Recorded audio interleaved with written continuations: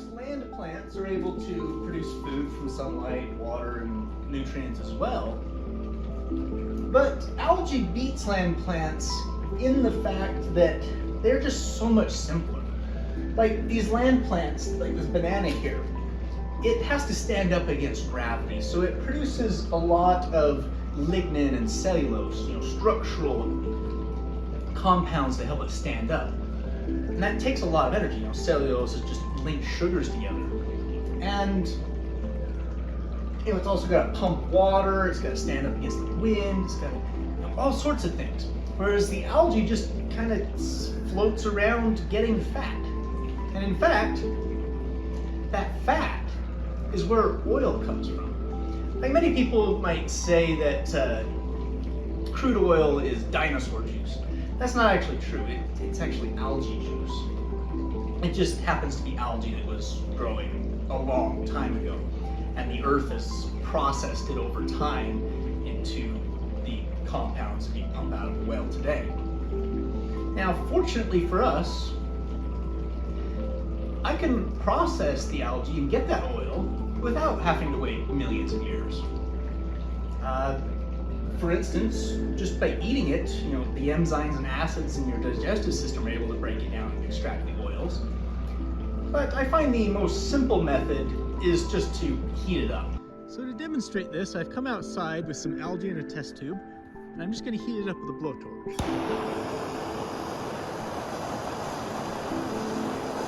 As I heat it, the algae will break down into water, hydrogen, carbon monoxide, and various other compounds, which produce something similar to wood gas that is flammable, you can see. Now if we continue heating it, it'll release more water and oil, which will be vaporizing out.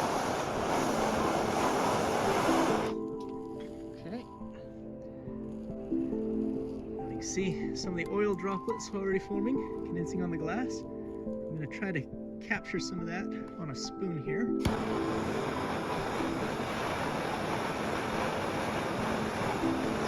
It's heated. Dry it off.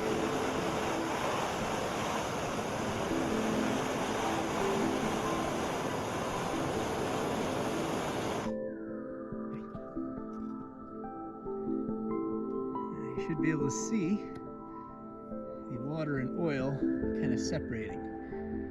The water is of course liquid still. The oil has solidified into a kind of a waxy black substance here. If I remove the water, we should be able to see that it is flammable. I just melted the oil in. I heat it up. First, boil off the water, and then start boiling the oil, which catches fire. There we go. And of course, what's left behind after that heating process is charcoal, which has a number of uses. Not only is algae able to efficiently produce food and fuel, it's also able to make oxygen that I can breathe in from the carbon dioxide that I breathe out. Combining that with its resiliency, its fast growth, and its ability to be pumped around as a fluid, it's the perfect thing for Project Chicken Hole. Now, of course, Chicken Hole will be using greenhouses to grow fruits and vegetables in. Gotta have some spice in my diet. But for the bulk of the calories and stuff that I'll be feeding insects and ultimately the chickens, why not algae? So I'm gonna need to figure out a way to grow a lot of it in a confined system, closed from the atmosphere. I can't just have an open pond. And it's gotta work year round. So I'm thinking something like a solar panel that drains the algae back into an insulated container at night to protect it from being frozen, which also protects the panel. The material for the panels, it's got to be clear, it's got to be able to let sunlight through, it's got to be able to survive the sunlight for long periods of time. It's got to be completely food safe, since I plan on eating the algae. The best material I can think for that is glass. Now, the thing about glass is it's pretty expensive if I'm not buying it in bulk. So I think for the first prototype, I'm going to use plastic soda bottles. They're super cheap. I can get them for free essentially, and they are food safe and pretty resistant to sunlight. So let's get a bunch of these together. Let's make my first algae. That might be an issue I have to work on. Maybe instead of a timer, I need to have like a solar panel and a relay. A solar panel so it'll only turn on when there's enough sunlight hitting it. That's probably one improvement. Since we're speaking of improvements, this hose, it's all very exposed and I don't like it, so if I build another one of these, I'll have to have that more internal. That way if an animal brushes up against it, it's not going to break something.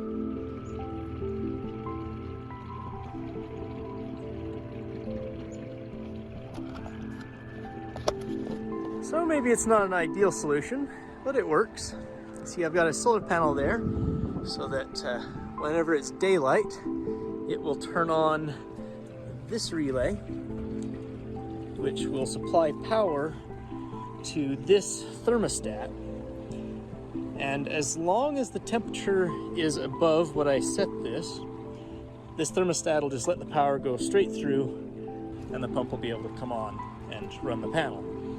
But if it gets colder than this is set at, then that'll turn off and the panel will start shutting down. Let's see, will that come back on?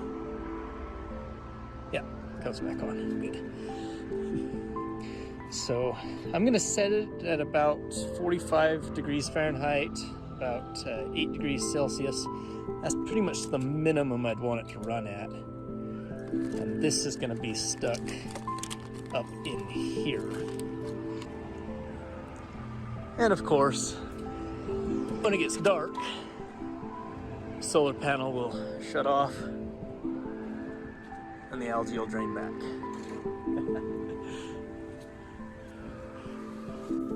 I also ended up adding a little 20-watt fish tank heater to the algae box. This way it has a little bit of positive energy flow, even if it's inside the box for several days.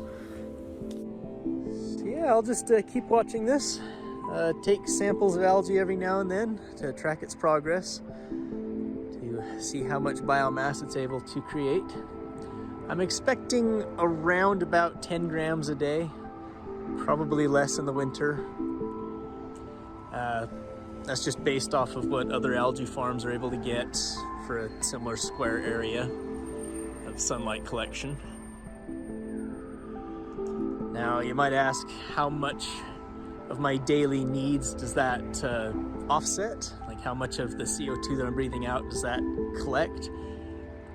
And it's about 2%. So I'd probably need about 50 of these panels to produce all the calories that I need to live off of,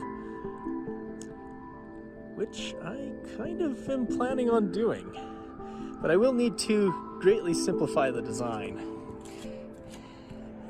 Identify errors and fix them, reduce cost, and reduce the amount of places where algae can catch and get caught inside the panel. So anyway, that's all I got for now. Hope you enjoyed. I'll see you next time.